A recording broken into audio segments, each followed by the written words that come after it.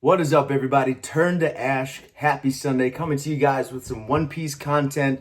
Today is my review of manga chapter 982, Scoundrels Meet Scoundrels. This is a good chapter to read. It wasn't a perfect chapter and it wasn't a super great chapter, but I really enjoyed the setup coming out of this chapter.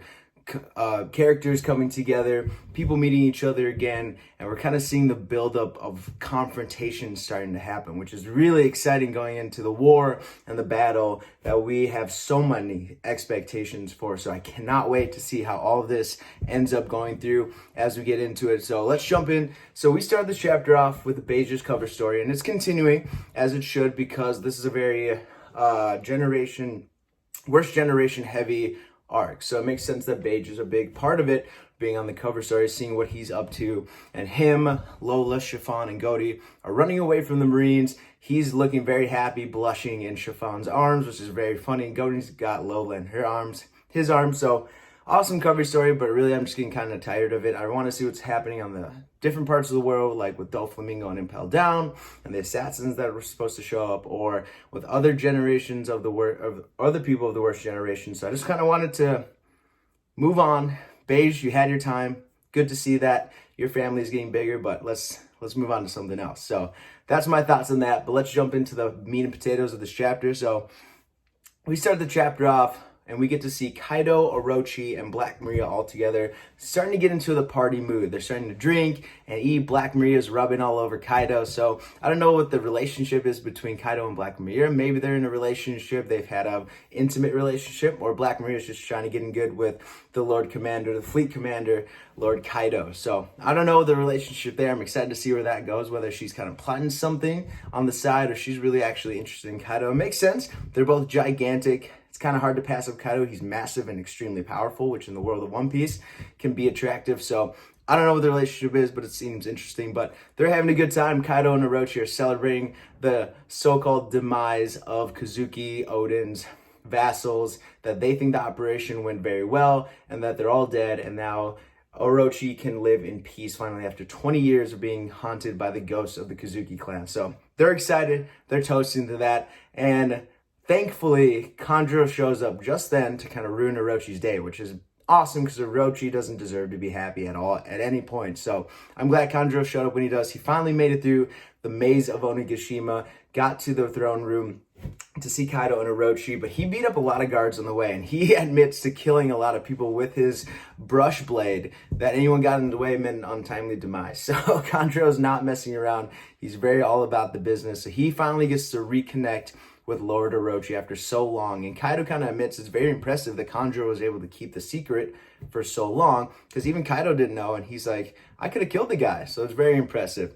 So Kanjuro shows up, and he has Momonosuke in hand. And Momonosuke, last time we saw Momonosuke look at a dagger, and it looked like he was going to try and escape, maybe attack Kanjuro, and we could have a confrontation there. Well, we skipped that, and Kanjuro just beat the crap out of Momonosuke for trying to escape, pretty much to almost death.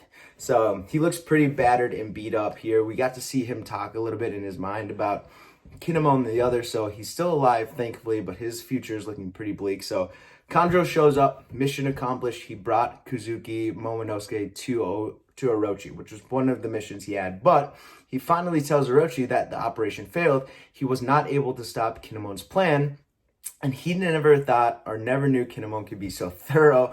Well, the rest of us know that it's not true. Kinemon had no idea what was happening. It was more Denjiro and the rest of them kind of coming up with this new plan. So Kanjuro's giving a lot of credit to Kinemon, even though he doesn't deserve it. But Kinemon's going to come out of this battle as a genius by the time this is all over. So the history books are written by the winners. So we'll see how that goes.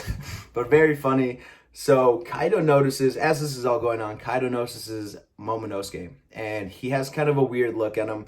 He says, "You're the disappointing son of Lord Oden." So we get a flashback to when Kaido was holding Momo over the ledge, and you can see how skinny Kaido used to be to how big he is now. So it's cool to see the comparison there between the two Kaidos, past and present. And again, he looks disappointed in Momonosuke. He says, small as he was. So we'll see if Momonosuke gets to give the finishing blow to Kaido. I think it'd be fitting, but I doubt it. I just can't see it happening at all unless he's extremely, extremely, extremely weakened. But Kaido and Momonosuke reunite along with Orochi. So interesting scene coming along. So as Kanjuro starts to tell Orochi that the operation failed, you see Orochi's face go just pale white. As long as I can see it, he's going pale white. He starts to tremble, and he is not going to be comfortable until Kinemon and the rest of the Kozuki vassals are dead and gone. So it's good to see Orochi all shook and excited and really, really nervous about what's going on, as he should. But as he's starting to get scared, Fukurojo shows up and says, there are no ships at the bay, so there shouldn't be anything to worry about. However, the worst generation, Straw Hat Luffy, Zoro, Kid, and Killer are all making a mess in the feast hall. And the way Fukurojo imagines the 4 pirates and they all look like demons with spiky teeth and spiky hair is hilarious. I got a good laugh out of that one. So check out my live reaction for that. Very, very funny reaction. But I love that part. I love the way Fukurojo sees Luffy and the others. So that was really funny. So he said he didn't tell Orochi about it because Lord Queen was trying to handle it. They didn't want to interrupt the feast. So makes sense that Queen wanted to handle it under the hush-hush and not get Kaido and Orochi all worked up. But now Orochi knows. So not only does he not know that Kinemon and the rest sank their ships, that they wouldn't be in the bay anyways, and they're dressed as beast pirates. So no one's going to notice a bunch of beast pirates walking around. So the shock that Orochi's going to get when Kinemon and the rest show up with all of the rebellion is going to be priceless, and I cannot wait. I hope he has a heart attack on scene. He doesn't deserve to die like that, but I just hope something bad happens to Orochi. I can't wait. So I cannot wait to see that reaction when he figures out Kinemon and them, the rest of the crew show up. So that was a priceless reaction. And then we panel over as we keep going. Orochi starts to get frustrated, and he grabs Momonosuke from Black Maria, who's just kind of holding the poor boy, and she kind of feels bad for him, calling him a little brat and stuff. And Orochi has bad intentions. He wants to set up a crucifixion stand in front of everybody at the party, and he finally wants to put an end to the Kozuki line, and he wants to kill Momonosuke at the party tonight. So that's the plan. I think that's where everything's going to come to a head. I think Momonosuke is going to be saved. I don't think Momonosuke is going to die. He's got to be Shogun of Wano eventually when this is all over. So when this all comes to a head, it'll be when Momonosuke is saved. But Orochi has really bad intentions for him. He's about to put him in front of everyone. I don't know if he's going to shoot him like he did the other guy. Oh my God, what's his name? Spiky dude, the headshot guy. It's going to drive me insane now. I can't remember. But if he's going to do him the same way, or if he has other implications for Momonosuke. So it's looking bad. And as Momonosuke is laying on the ground, he's hearing all of this happening behind him, and he's worried because he hears Kinemon and the rest aren't on the island from Fukurojo's report. So he's getting nervous, but he knows Luffy's on the island, and he says, he remembers Luffy's words, as long as you survive, we'll come for you. So Momonosuke, hang in there, man. They're coming for you, big guy. So we move on to the scene near Onigashima, and you see the waves and thunderstorms. So Onigashima's like crazy weather, and we know Wano has some crazy weather. So, but we dive underwater, and we're in Law's submarine. So we get to see Law and some of the other rebellions, and especially Dogstorm. And Dogstorm is finally talking to Nekomamushi Cat Viper about showing up. And they say, you finally showed up. And Cat Viper's like, yeah, just in time. The battle's tonight. It's perfect timing. And Dogstorm's like, no, you're late. Meet us at the north end of Onigashima. We're headed to the rendezvous point to meet at the head and spear point Kaido's castle. So they're communicating, and Lost explaining that the seas around Onigashima are rough, that you won't be able to get into or around it unless you have like a submarine or something that can maneuver all the terrible waves and the swirling sea. So it'll be interesting to see what happens to Cat Viper's crew. And we get a panel over to Cat Viper, and he's finally with Marco. And I saw the ship that Cat Viper's on, and I don't know if it's Cat Viper ship or it's Marco's ship, but there's a pineapple in the middle, and Luffy calls Marco a pineapple head. So I don't know if it's Marco's ship and that's just really funny, or there's just somehow a pineapple on Cat Viper ship. I'm not sure, but I found that really interesting. So we see the Cat Viper and the Guardian showing up with Marco, and we see someone in the corner saying, I'm surprised you got involved, Marco, but we don't get to see who it is, whether it's Izo or someone else from the Whitebeard Pirates. They kept that a secret, which is going to cause just mass speculation for who's actually there and who's there to support the rest of the rebellion. So we'll see who that little shadowy figure is in the corner. But Marco explains that he would have come to help Odin, but word from Wano doesn't get out of Wano. So there's no way they could have known what was happening and that things were so bad. So he kind of gives a short explanation, not really in detail, about why they never came to Odin's aid or rescue. Not that Odin would have asked them to anyways, but that's kind of it. And then Cat Viper and Marco are talking about they met together at the same time in Wano, which was surprising because we thought that Cat Viper left earlier than Marco, and Marco had a note for Luffy for Cat Viper to deliver to Luffy. So we get to see the content of that letter in this episode, but in this manga chapter. But I want to know what Cat Viper was doing in between that took him so long to get there, and why it was delayed, and how him and Marco ended up showing at the same time, if Marco did plan on being late. So Marco's note to Luffy says, "I might be late, but I'll be there, Marco." So that is really cool. I wish we could have seen Luffy read that and kind of get a reaction from him. If he even remembered Marco, he probably knows him as Pineapple Head. So that would have been really cool to know that Marco was coming to aid Luffy, but still seeing the note and knowing that Marco had Luffy's back after all these years. So cool. Marco just so dope. I love Marco. Everyone loves Marco. He's such a cool character. First-hand man of the Whitebeard Pirates. So him being involved in this pirate battle is going to be amazing. I cannot wait to see where that takes us. So as we move on, we go on to the Southern Forces. This is Denjiro's group, and Denjiro and them run into a blockade, a nice big wall that wasn't on the plans originally. So they run into Sasuke, who's kind of set up like a border, kind of trying to find where Yamato went. So he explains to Denjiro that they're looking for Kaido's son, and he's surprised Kanjuro showed up, that he thought he was staying in the capital, which is what Denjiro told everyone. Well, Denjiro and the rest of the Yakuza have no problem going in and out of Onigashima because they're up there. They're known as Kaido and Orochi's henchmen. Denjiro has a lot of standing in Wano. So Sasuke doesn't even double guess why Denjiro's there. He's just starting to start up a conversation with him, and Denjiro kind of uses this opportunity to take out Sasuke, get him out of the way. So they handcuff him. I don't know if it's Sea Prison Stone. It doesn't say. I would assume it would be. If they're going to handcuff Sasuke, why wouldn't you not use Sea Prism Stone?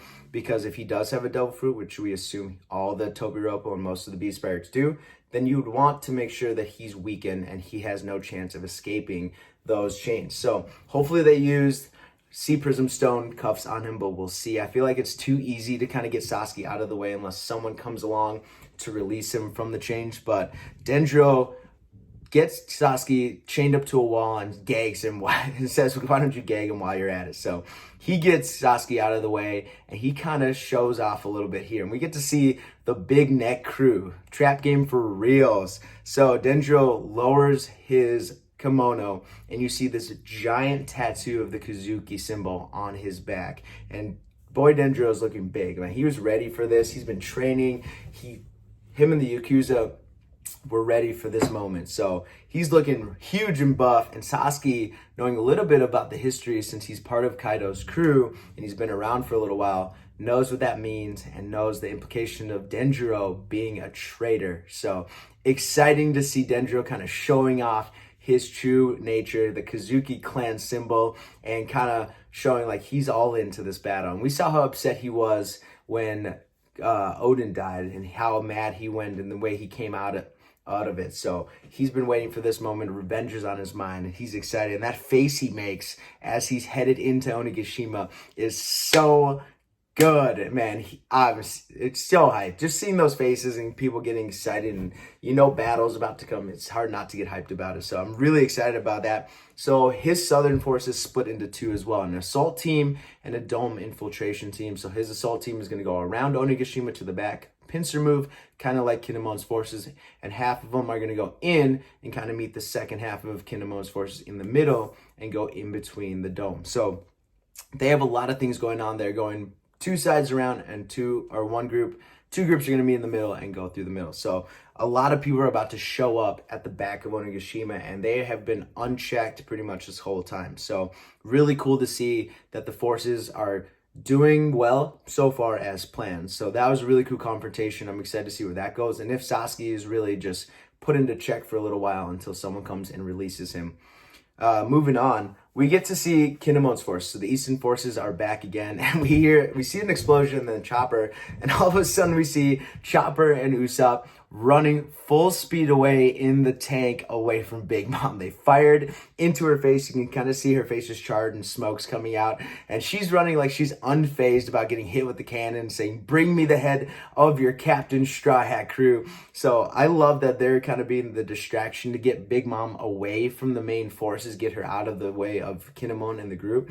So Kinemon even thinks they do it on purpose, that they're running away the opposite way of where they want to go, so Kinemon's forces can kind of go unchecked and not have to deal with Big Mom. So I'm excited to see where this goes, of Chopper and Usopp just escape and it's like a game of tag between them and Big Mom, or they just kind of lead Big Mom away and she kind of gets lost somewhere and they end up fighting some people randomly. So I'm excited to see where that goes. That's really funny. I thought that was a really funny scene, a good amount of comedy in this chapter. So Kinemon is excited. They're moving on, and we see Nami, we see Carrot and Shinobu, and they're all together. Their goal is to go find Momonosuke. So they're like, that was Big Mom. Oh well, there's nothing we can do about it. Nami's like, let's just go do our thing. We have stuff to do anyways. They'll be fine.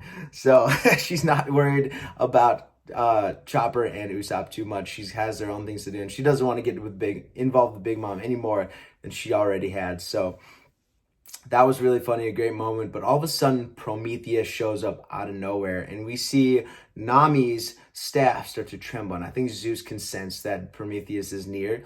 And Prometheus is like, this is the woman that stole Zeus, Mama! So hopefully Big Mom is too worried about the Frankie tank to notice that Prometheus has called her and Zeus is nearby, because I don't think Big Mom is going to take well to Zeus being stolen in the first place and that he's present, because Nami would be in deep trouble unless Zeus is committed to Nami all around. She kind of made him a slave when he was in his chibi form, and she kind of death glared him and made him a slave. So we'll see where Zeus's loyalties last. I don't think he'll stay on Nami's side for long. He's part of Big Mom's soul anyways, so unless he really likes those thunderclouds, he might return to Big Mom's side. So Prometheus starts to get angry and big. He's going into his full form. So there's a confrontation coming between Prometheus and the ladies. And finally, we finish this chapter off. We're back in the battle hall with Luffy and company, and they're still fighting and they're causing a ruckus. And we see Ulti and Page One, and they're running looking for Kaido's son, Yamato. There we go. I almost forgot his name.